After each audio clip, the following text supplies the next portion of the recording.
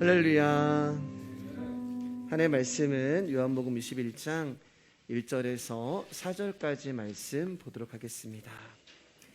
요한복음 21장 1절에서 4절까지의 말씀, 우리가 참목소리로 넉절 말씀인데요, 같이 읽도록 하겠습니다. 요한복음 21장 1절에서 4절까지의 말씀, 시작.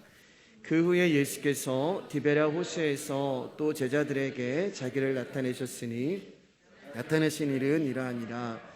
시몬 베드로와 디두모라 하는 도마와 갈릴리 가나 사람 나다나엘과 세베대의 아들들과 또 다른 제자들이 함께 있더니 시몬 베드로가 나는 물고기 잡으러 가노라 하니 그들이 우리도 함께 가겠다 하고 나가서 배에 올랐으나 그날 밤에 아무것도 잡지 못하였더니 날이 새어갈 때에 예수께서 바닷가에 서셨으나 제자들이 예수인 줄 알지 못하는지라.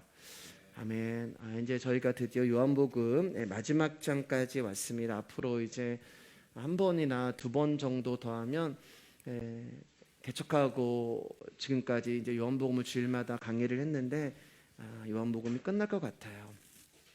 제목 한번 읽어볼까요? 시작.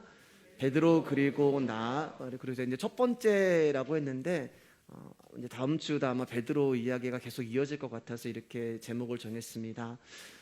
이 제목 안에는 어떤 의미가 있냐면 베드로가 나다라는 그런 의미가 있는 거예요. 다른 인물이 아니라 어쩜 나랑 이렇게 닮았을까라고 하는 그런 의미로 베드로 그리고 나, 이런 제목을 짓게 됐습니다. 자, 오늘 본문을 보면은 이제 1절 말씀에 그 후에 부활하신 예수님이 디베랴 호수에서 또 제자들에게 자기를 나타내셨다, 이렇게 이제 시작을 해요. 근데 1절을 보면은 또라는 단어가 이제 등장을 하거든요. 그러니까 이 단어를 통하여서 우리가 알 수 있는 것은 부활하신 예수님이 지금 제자들 가운데 첫 번째 나타나신 것이 아니라 다시 나타나셨다라고 하는 그런 의미가 되는 것입니다. 요한복음 21장 14절 말씀입니다. 시작. 이것은 예수께서 죽은 자 가운데서 살아나신 후에 세 번째로 제자들에게 나타나신 것이라. 그러니까 예수님이 1절에서 또 나타나셨다라고 하는 말은 지금 세 번째로 예수님이 제자들 가운데 나타나셨다라는 의미가 되는 거예요. 예수님이 제자들에게 평강이 있을지어다라고 하면서 첫 번째로 나타나시죠. 그러면서 아버지께서 나를 보내신 것 같이 나도 너희를 보낸다 하시면서 숨을 내쉬면서 성령을 받아라 라고 말씀하세요. 첫 번째 예수님의 나타나심이에요. 그런데 그 자리에 누가 없었다고요? 도마가 없었던 거예요.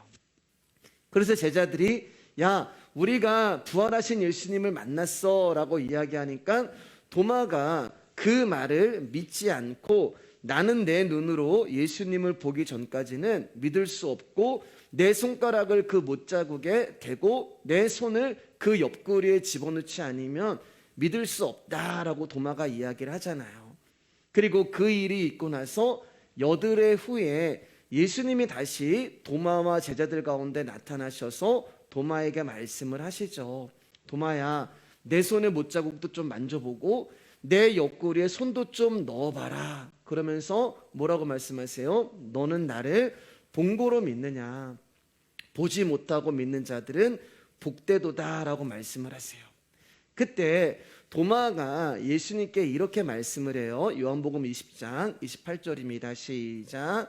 도마가 대답하여 이르되 나의 주님이시오 나의 하나님이시니이다. 자, 근데 여러분 잘 보세요.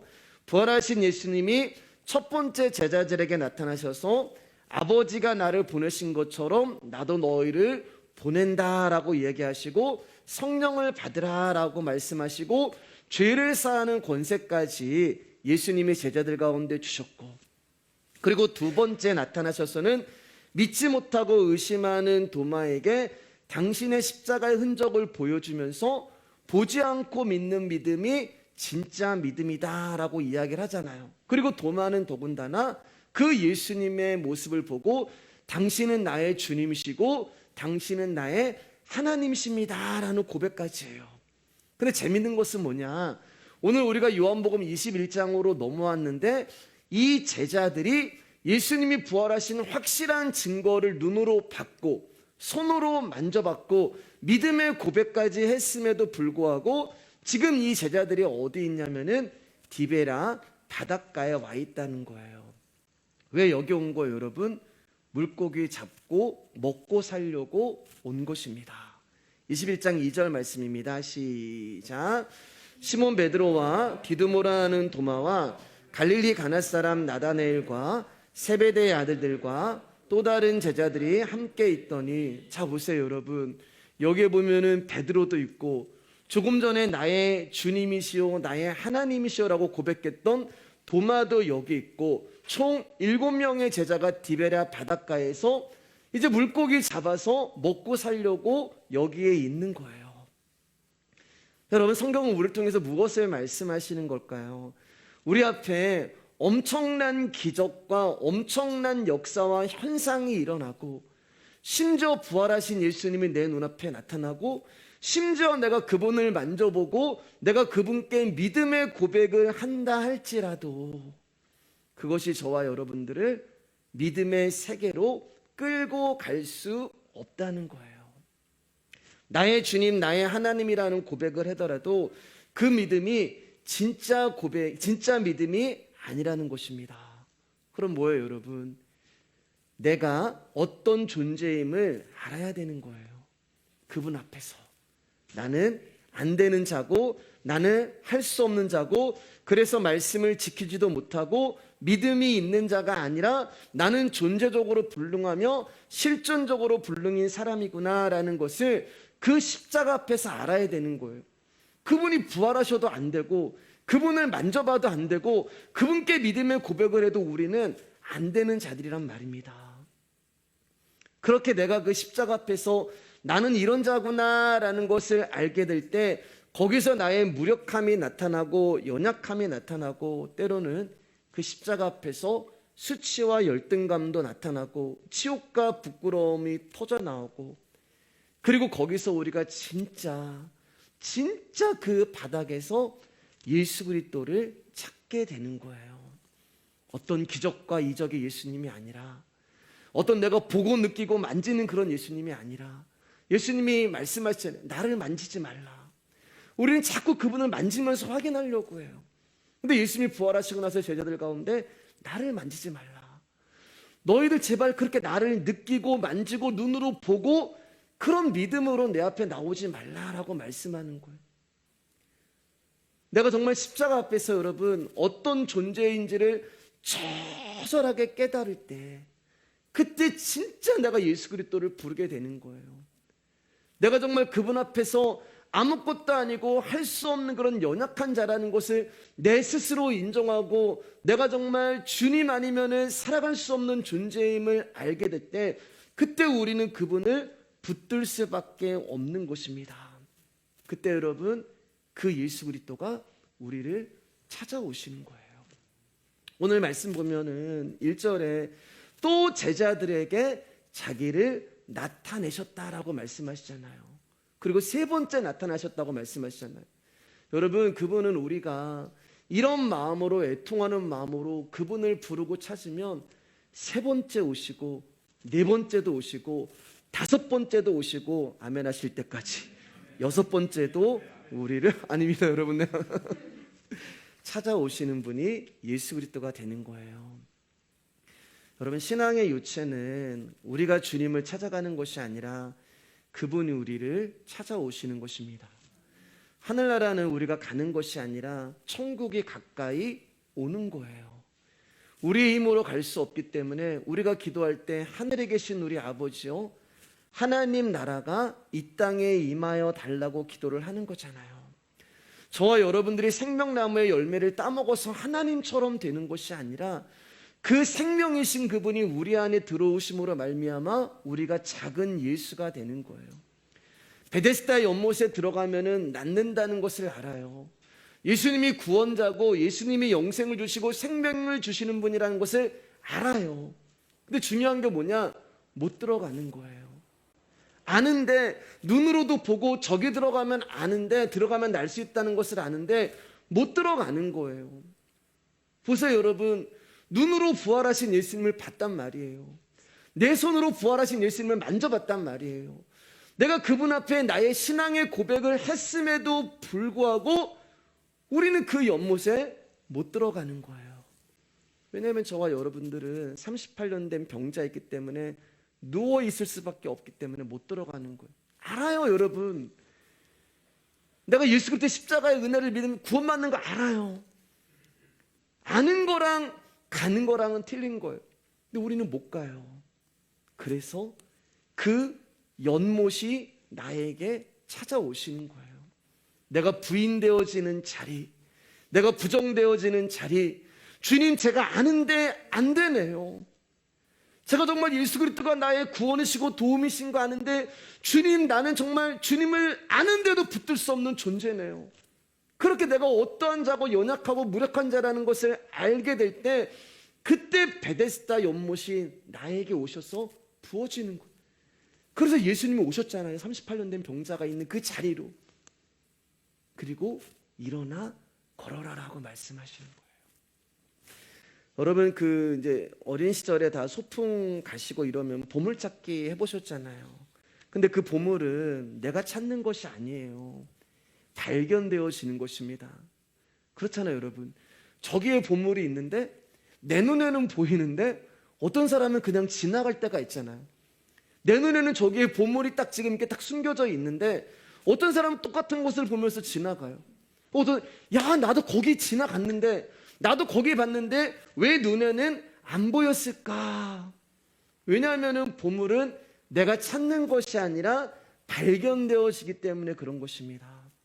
하나님의 뜻을 안다는 것은요, 우리가 하나님의 뜻을 찾고 발견하는 것이 아니라 그 뜻이 보물이 나에게 발견되어지고 보여지는 것을 의미하는 거예요. 내가 발견하는 것이 아니라 그분이 발견되어지게 나를 그곳으로 이끌어 가시는 것입니다.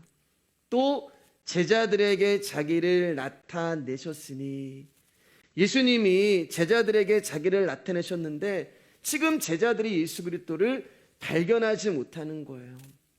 지금 디베랴 바닷가에 와서 물고기나 잡고 먹고 살아야겠다고 하는 그 제자들 앞에 나타나셔서 내가 영원한 양식이 되어줄게 라고 그 자리에 계셨는데 제자들이 나의 자와 만족을 위하여 고기를 잡으러 바다로 나가는 바람에 예수 그리스도를 보지 못하게 되고 예수 그리스도를 발견하지 못하는 것입니다.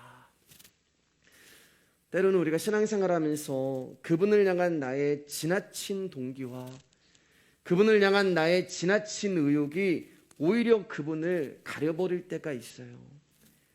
나의 헉헉대는 숨소리가 그분의 세미한 숨소리를 못 듣게 할 때가 있고, 그분을 찾아보려고 하고 그분을 잡아보려고 하는 나의 노력과 애씀이 그분의 임재를 가려버릴 때가 있다는 거예요.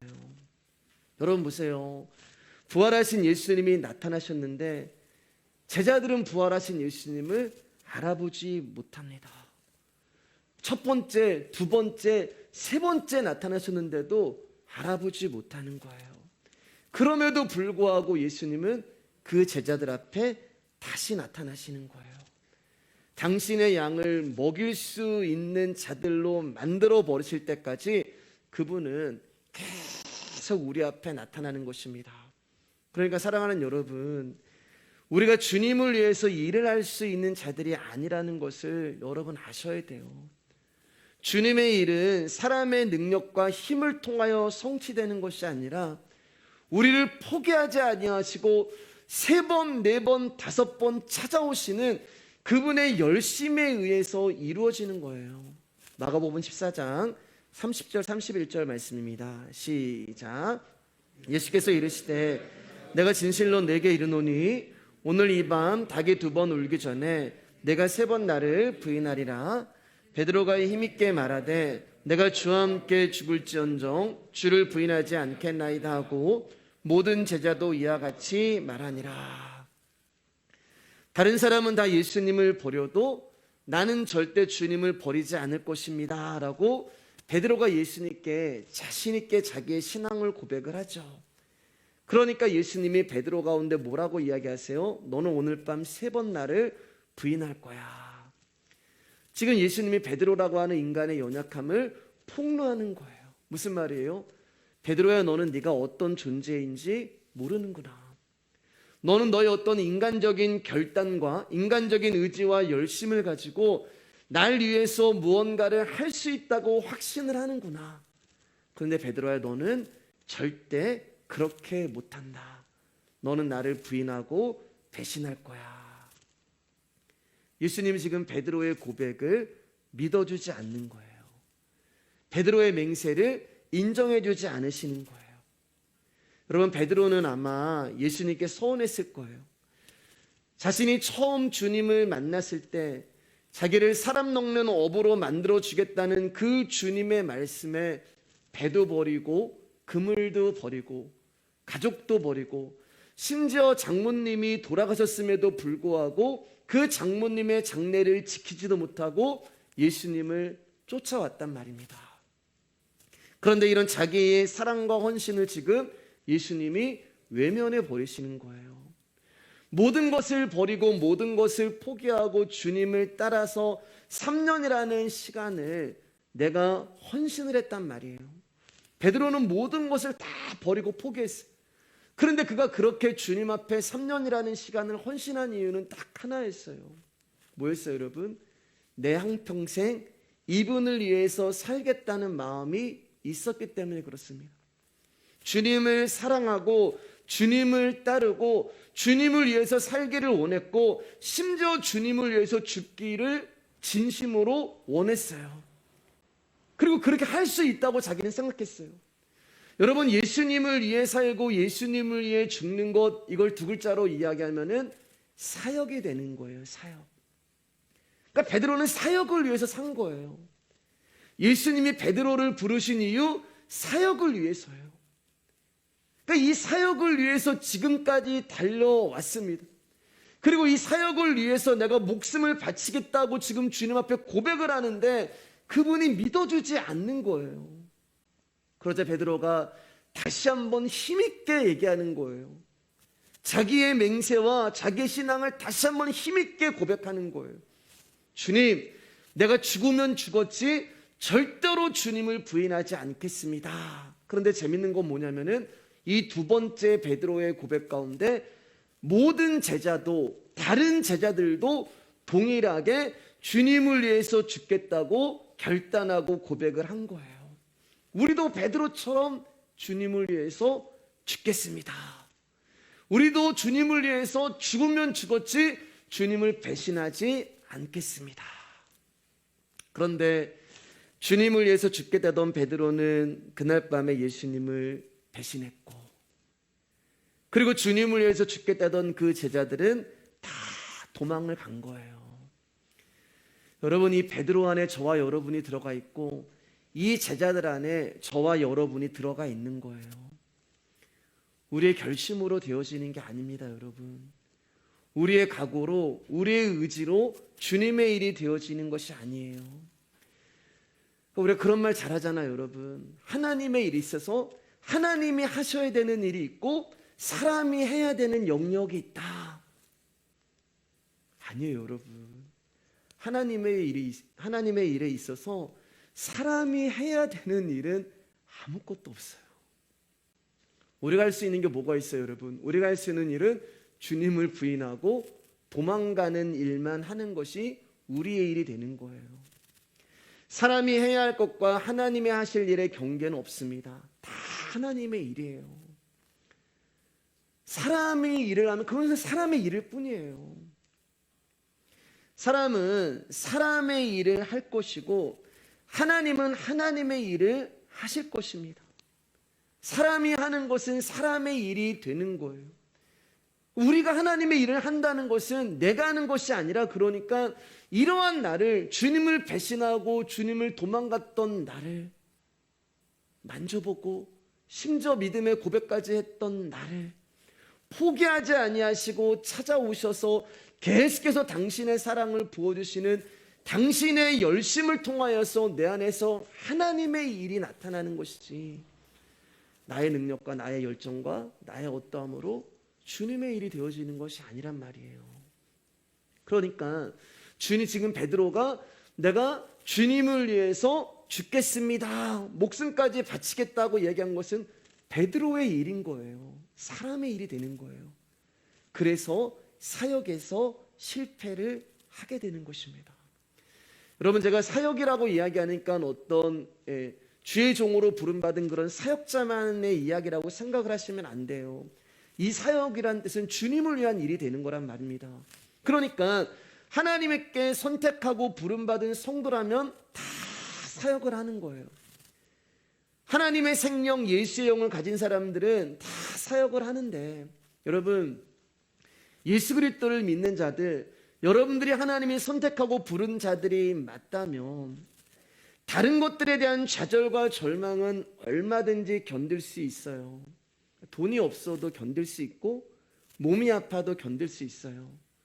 왜냐하면 그런 것들이 나에게 영원한 생명을 주는 것이 아니기 때문에 그렇습니다.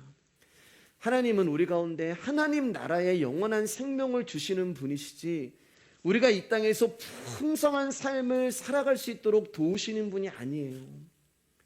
물질은 나에게 있을 수도 있고, 물질은 내가 가질 수도 있고 누릴 수도 있고, 또 그 물질로 인하여서, 없음으로 인하여서 내가 고생할 수도 있는 거예요. 하나님이 나에게 어느 날 풍요하게 물질을 주시면 여러분 그거를 누리시면 돼요. 쓰시고 나누시고 맛있는 것도 좀 이렇게 사 먹으시고.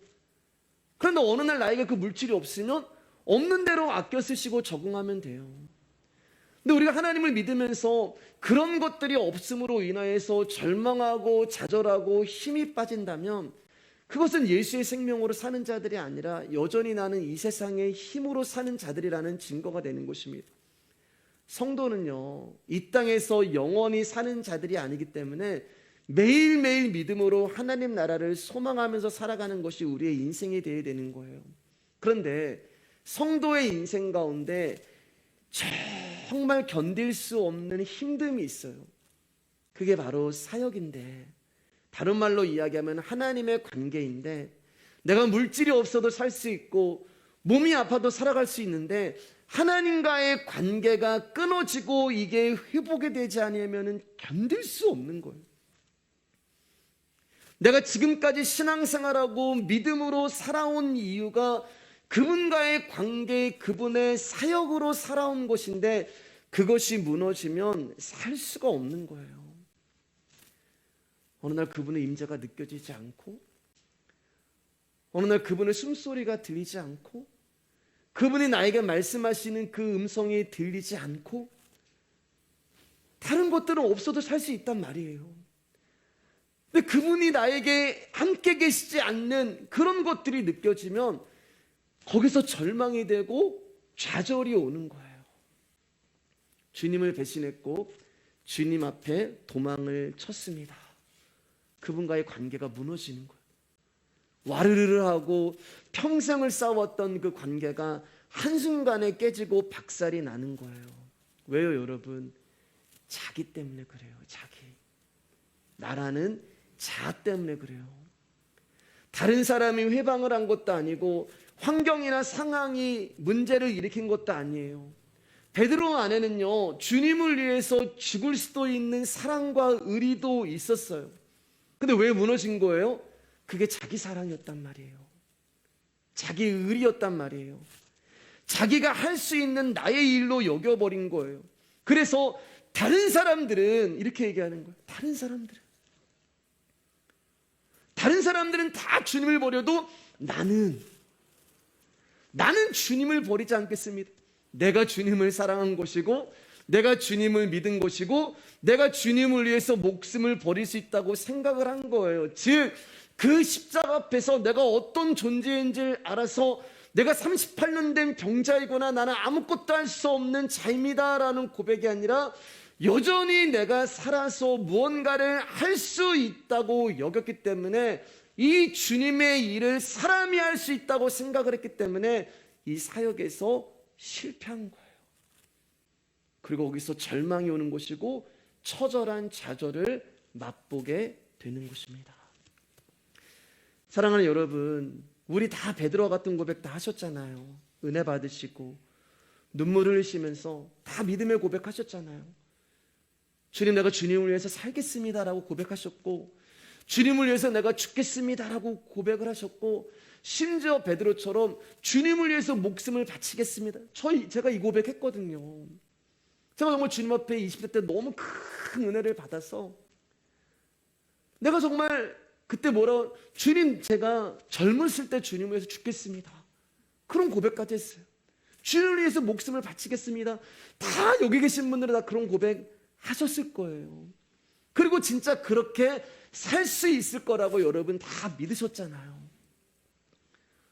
지금 한번 생각해 보세요. 진짜 그렇게 되던가요? 지금 여러분의 삶이 진짜 주님을 위해서 목숨을 바치고 있는 삶이세요? 아니면 여러분의 삶이 정말 주님을 부인 안 하는 삶을 살고 계시나요? 아니잖아요, 여러분. 내가 어떻게 사는지도 모르실 거예요, 어쩌면. 내가 지금 살아가는 이 삶이 주님을 부인하는 삶인지도 모르실 거예요. 정신이 없는 거고요. 베드로는 그날 밤에 정신이 없었어요. 새벽닭이 울기 전까지는 자신이 주님을 부인하는 것도 모르고 있었어요. 자신이 주님을 배신하는 것도 몰랐어요. 왜요? 내가 살아야 됐거든요. 내가 살려고 지금 내가 주님을 부인하는 건지 주님을 배신하는 건지도 모르고 있었어요. 여러분, 이 베드로 이야기는 우리 이야기가 되는 거예요. 나의 이야기란 말입니다. 그런데 그때 자기의 인생 가운데 가장 어둡고 가장 캄캄한 밤을 베드로가 보내고 있었단 말입니다. 그때 새벽닭이 우는 거예요. 새벽닭이 운다는 것은 아침이 온다는 얘기잖아요. 빛이 임하는 순간 그때 베드로가 자신이 누구인지를 알게 되는 거예요. 수제자 베드로, 참 괜찮은 사람 베드로, 믿음의 사람 베드로. 근데 그건 전부 자기였단 말입니다. 그리고 그 순간 알게 되는 거예요. 내가 예수 그리스도를 믿는 게 아니었고, 나의 확신이 믿은 것이고, 나의 의가 믿은 것이고, 나라는 자아가 믿고 있었다는 것이 그 밤에 드러나면서 거기서 나라는 존재가 와르르르르 무너지고 통곡이 나오고 애통이 나오며 자기가 살아왔던 모든 이유가 박살이 나기 시작하는 것입니다. 인생을 살면서 여러분, 우리가 여러 가지 이야기를 들어요. 뭐 좋은 얘기만 듣겠어요, 여러분. 나쁜 놈이라는 소리도 듣고, 사기꾼 같은 놈이라는 소리도 듣고, 비열한 놈, 도둑놈이라는 소리도 들어요. 근데 여러분, 그런 소리는 얼마든지 견딜 수 있다니까요. 그런 소리는 사실은 그 중요하지 않아요. 그런데 하나님으로부터 너 왜 나 배신했니? 이런 말을 듣는다면, 너 왜 나를 두고 도망갔니? 너로 인하여 내 마음이 너무 아프고 슬프다라고 하는 그 음성이 들릴 때 하나님이 나를 버리신 것 같고, 그분이 나를 떠나신 것 같고, 당신의 임재가 나에게 느껴지지 않을 때, 그게 시편 51편이잖아요. 주님, 나를 버리지 마시고 주의 성령을 내게 거두지 말아 주십시오. 거기서 오는 절망감, 그분 앞에 엎드려서 기도하는데 그분이 만져주시지도 않는 것 같은 그분의 어떤 그 임재가 느껴지지 아니하는 그 처절함, 서운함, 답답함. 그런데 문제는 내가 할 말이 없어요. 내가 예수님께 변명할 게 없어요. 왜요, 여러분? 내가 나를 구원하러 오신 유일한 존재를 배신했잖아요. 내가 나를 사랑하셔서 자기 목숨을 버리신 유일한 존재를 내가 배신했기 때문에 그분 앞에 드릴 말씀도 없고 변명할 것도 없고 면목도 없고, 그래서 살아가는 희망도 없고 소망도 다 사라져 버리는 거예요. 그래서 디베랴 바닷가에 온 거예요. 고기나 잡으며 살아야겠다. 근데 여러분, 재밌는 것은 우리 3절 말씀 한번 볼게요. 시작. 시몬 베드로가 나는 물고기 잡으러 가노라 하니 그들이 우리도 함께 가겠다 하고 나가서 배에 올랐으나 그날 밤에 아무것도 잡지 못하였더니, 여러분, 이 그림 조금 전에 어디서 본 그림 아니세요? 마가복음에서는 베드로가 나는 죽을지언정 주를 부인하지 않겠다 하니까 다른 제자들도 우리도 그렇게 하겠다라고 얘기하잖아요. 마가복음에서요. 그리고 예수님 부활하셨어요. 디베라 바닷가 왔는데 여기도 보면 지금 베드로가 주동자가 되는 거예요. 나는 물고기 잡으러 가겠다. 나는 주를 부인하지 않겠다. 똑같은 말이잖아요. 그러니까 제자들도 우리도 주를 부인하지 않겠습니다. 우리도 함께 가겠다라고 베드로를 따라 나서는 거예요. 무슨 말이에요, 여러분? 변한 게 없다는 얘기예요. 변한 게 없어요. 여러분, 사람이 바뀔 것 같으세요? 변할 것 같으세요? 환경이 상황이 나아진다고 그 환경이 상황이 나를 변화시킬 것 같으세요?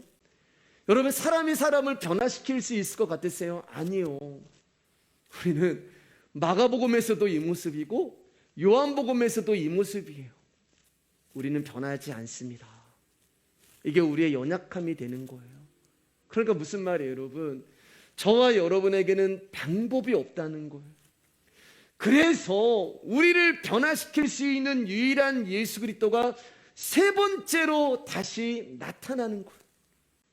세 번째, 사흘 후에 3이라고 하는 숫자는 완전한 숫자를 말하는데, 이 말은 예수님이 우리를 포기하지 아니하고 계속 찾아온다는 말씀이 되는 것입니다. 언제까지요? 내가 너에게 허락한 것을 이룰 때까지 결코 너를 떠나지 않겠다라고 하는 그 야곱에게 한 약속과 언약이 이루어질 때까지 그분은 우리를 찾아오시는 거예요. 요한복음 13장 1절입니다. 크게 시작. 유월절 전에 예수께서 자기가 세상을 떠나 아버지께로 돌아가실 때가 이른 줄 아시고 세상에 있는 자기 사람들을 사랑하시되 끝까지 사랑하시니라. 세상에 있는 자기 사람들은 제자들을 말하는데 예수님은 베드로가 배신할 것도 알았고 모든 제자가 도망칠 것도 알았어요. 그렇기 때문에 뭐라고 말씀하시냐면은 끝까지 사랑하신다는 거예요. 이게 무슨 말이에요, 여러분? 네가 나를 배신하고 네가 나를 부인하고 네가 나를 도망칠 것 알지만 너는 나에게 그렇게 행할 수 있지만 나는 너를 끝까지 사랑할 거야. 우리를 향한 예수 그리스도의 의지가 되는 거예요. 끝까지 사랑. 예수님을 배신하고 도망을 가는 우리를 끝까지 사랑하시고 예수님의 옆구리와 창짝을 보았던 우리를 끝까지 사랑하시고 부활하신 예수님이 내가 너희에게 이런 일을 할 거야 라는 말씀에 고민해 보지도 않았던 우리를 나의 주님, 나의 하나님이라고 고백은 했지만 먹고 살 걱정에 고기나 잡으러 간 우리를 포기하지 아니하시고 끝까지 쫓아오셔서 붙들어 주시는 거예요. 그러니까 여러분이 나는 죽어도 주님을 안 놓을 거예요, 이런 고백 다 거짓말이란 말입니다. 나는 놔요. 물론 붙들 수 있죠. 물론 주님을 붙들 수 있어요. 그러나 놓고 싶을 때가 더 많잖아요. 그리고 붙들어도 나에게는 힘이 없어서 그 손에 힘이 빠질 때가 있다는 말입니다. 그래서 주님이 오시는 거예요. 나는 죽어도 너희를 안 놓을 거야. 이게 끝까지 우리를 사랑하시는 그분의 약속과 의지와 언약이 되는 거예요. 그래서 뭘 하시는 거예요? 나는 너를 안 놓을 거야. 우리를 허리띠로 꽉 묶어주시는 거예요. 에베소서에 나오는 진리의 허리띠로 나를 꽉 묶으셔가지고 이제는 나를 놓지 않으시는 거예요. 21장 18절입니다. 베드로에게 이렇게 말씀하시는 거예요. 시작. 내가 진실로 진실로 너희에게 이르노니 내가 젊어서는 스스로 띠띠우고 원하는 곳으로 다녔거니와 늙어서는 내 팔을 벌리리니 남이 내게 띠띠우고 원하지 아니하는 곳으로 데려가리라. 진리의 허리띠이신 예수 그리스도가 우리를 꽉 묶고 우리를 끌고 가시는 거예요. 어디로요? 네가 원하는 곳이 아니라 예수 그리스도가 원하는 곳으로 우리를 끌고 가시는 것입니다. 주님의 섭리와 주님의 목적과 주님의 계획이 있는 곳으로 우리를 끌고 가시는 거예요. 그러니까 여러분 잘 들어주세요. 여러분이 무슨 계획을 하는 거 아무 소용없어요. 예. 내가 무슨 계획을 하고 나는 이렇게 할 거야. 주님을 만나기 전의 일이란 말이에요. 그 모든 것들은요. 주님을 만나면 내가 원하고 내가 계획하는 곳으로 가는 것이 아니라 그분이 원하고 그분이 계획하는 곳에서 내가 있는 거예요. 그러니까 주님이 붙들어 주시는 것은 여러분의 계획이 실패하고 여러분의 소망이 무너지는 그 자리가 되는 것입니다. 그리고 그 일은 반드시 일어나요. 여러분, 이 일은 우리 가운데 반드시 일어나요. 이미 오신 분도 계시고 지금 겪고 있는 분도 계시고 앞으로 오실 분도 있어요. 즉 우리 인생에는 필연적인 실패와 필연적인 절망이 반드시 오게 돼 있단 말입니다. 왜냐하면 내 인생의 주도권은 나에게 있는 것이 아니라, 그랬다면 벌써 망했을 거예요. 우리는요. 내 인생의 주도권은 하나님이 붙들고 계시기 때문에 그런 거예요. 자, 갈라디아서 2장 20절 말씀 우리 읽으면서 말씀을 정리하겠습니다. 시작. 내가 그리스도와 함께 십자가에 못 박혔나니 그런즉 이제는 내가 사는 것이 아니요 오직 내 안에 그리스도께서 사시는 것이라. 이제 내가 육체 가운데 사는 것은 나를 사랑하사 나를 위하여 자기 자신을 버리신 하나님의 아들을 믿음 안에서 사는 것이라. 이제는 내가 사는 것이 아니요 그리스도께서 내 안에 사시기 위해서 반드시 선행되어져야 되는 것이 있는데, 그게 여러분의 계획이 무너지고 여러분의 소망이 깨지고 심지어는 예수 그리스도를 향한 선한 동기와 아름다운 일과 헌신도 박살이 나야 되는 거예요. 그분이 그렇게 하실 거예요. 왜요? 네가 사는 게 아니야. 이거 알게 하시려고. 네가 하는 거 아니야. 그거 알게 하시려고. 내가 사는 것이 아니요 그리스도가 내 안에 사는 것이다 라는 것을 알게 하시기 위해서 주님이 일을 하시는 거예요. 여러분 보세요. 디베랴 바닷가에 제자들이 돌아갔어요. 처음 주님이 베드로를 불렀던 장소란 말이에요. 처음 예수님이 제자들을 불렀던 장소예요. 그러니까 옛날로 돌아간 거예요. 사역이 깨지고 사역이 박살이 나고 내가 살아갈 소망도 희망도 없어지면 우리 가운데 이상하게 어떤 본능이 있냐면은 회귀하는 본능이 있어요. 다시 옛날로 가요. 다시 예전의 그 자리로 가는 거예요. 그리고 거기서 다시 예전의 내 모습으로 가는 거예요. 어떻게 해요? 물고기 잡으러 가는 거예요. 근데 신기해요, 여러분. 밤새 한 마리도 못 잡는 거예요. 예전에는 내가 기술이 있었고 능력이 있었고 어디 가면은 물고기가 있고 몇 시에 그물을 어떻게 던지면은 어떻게 하면 물고기가 잡힌다는 것을 알았어요. 베테랑 어부였단 말입니다. 예전에는 물고기 잡고 먹고 사는 것에 문제가 없었는데 어느 날 주님이 나를 찾아오셨고 나로 하여금 당신을 알게 하시고 당신의 제자가 되게 하신 이후로는 나에게 있던 능력도 아무 소용이 없고 나에게 있는 기술도 아무 소용도 없고 나에게 있는 경험도 아무것도 소용이 없다는 것을 알게 하시는 것이 디베랴 바닷가가 되는 거예요. 주님을 만나기 전에는 얼마든지 내 힘으로 먹고 살 수 있었는데 다시 옛날에 그 자리로 돌아와서 거기서 나의 힘으로 무언가를 해보려고 하는데 안 되는 거예요. 그래서 여러분 인생 살면서 그런 거 있잖아요.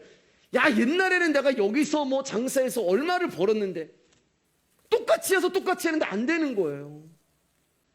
내가 어떤 기술을 통해서 옛날엔 이렇게 하면 이렇게 벌렸는데 이렇게 하면 나에게 이득이 있었는데 근데 이상하게 똑같이 변한 게 없는데 바닷가도 그대로고 배도 그대로 있고 그물도 그대로 있고 기술도 있고 경험도 있고 물고기도 있는데 안 잡힌다는 거예요. 왜요? 내가 사는 것이 아니요 내 안에 그리스도가 사시기 때문에 그렇습니다. 내가 살면 돼요, 여러분.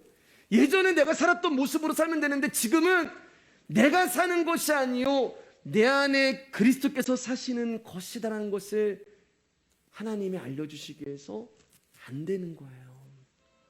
그러니까 예전의 나로서는 안 되는 것입니다. 그래서 디베랴 바닷가에 가서 예수님이 그들을 다시 만나주는 거예요. 그런데 우리는요 아직 잘 몰라요. 제자들이 야, 물고기나 잡고 먹고 살자.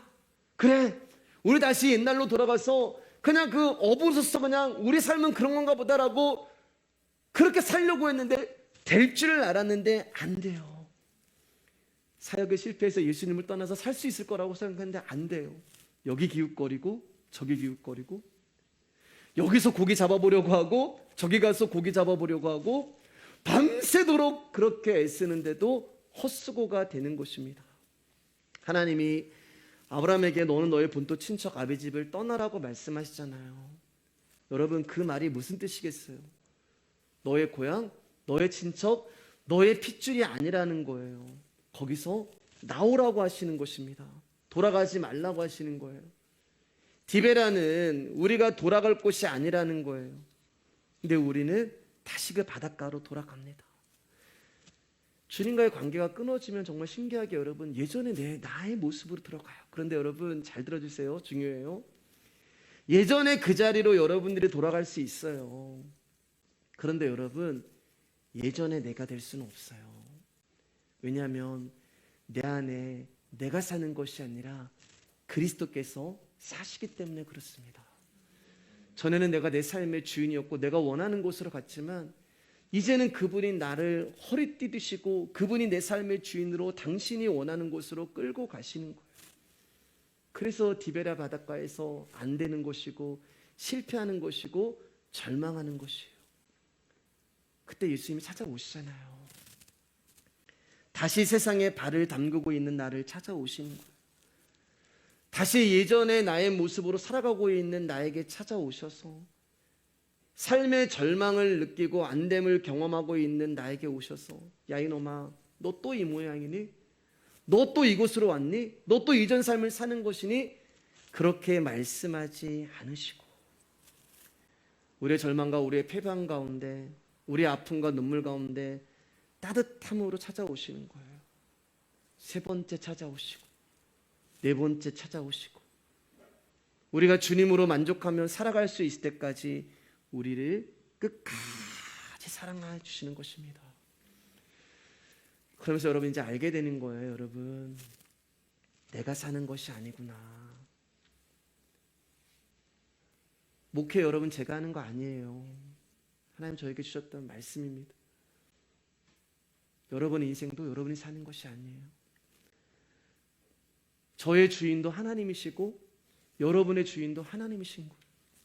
우리는 같은 주인을 섬기고 있기 때문에 두 마음이 생길 수가 없는 것입니다. 여러분을 위한 헌신은 나의 주인이신 하나님이 저에게 줄 것이고 여러분이 주님 앞에 드린 사랑은 여러분의 주인이신 동일하신 하나님이 여러분 가운데 주실 거예요. 다 내려놓으시기를 주님의 이름으로 축복합니다.